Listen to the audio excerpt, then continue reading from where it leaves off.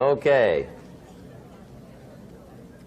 Maybe you heard the story about the preacher down in Texas, southern part of the country.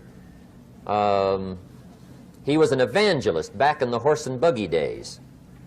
And he was very good at being an evangelist, and a lot of people used to come and hear him preach.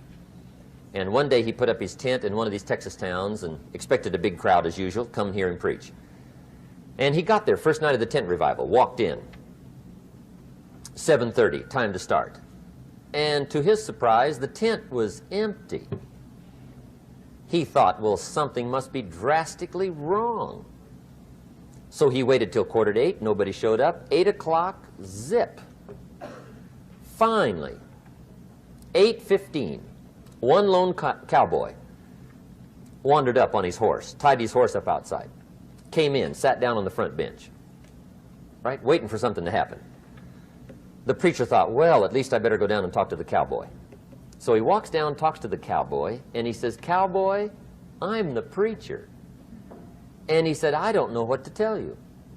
Something's gone wrong." He said, "This tent was supposed to be full of people." He said, "I'm embarrassed." He said, "You're the only one that showed up." And he said, "I really don't know what to do." And the cowboy said, "Well, I'm not a preacher, so I really can't tell you what to do." You know, he said, "I'm just a cowboy." But he said, "I know this, if I went out to feed my cattle and only one showed up, I'd at least feed it." The preacher thought, hey, the cowboy is right. If you've got a good idea to share, you should share it, if there's 1 or 1,000. So he got kind of inspired by this conversation, and he jumped up on the platform and started to preach, as if the tent was full of people, just exploded.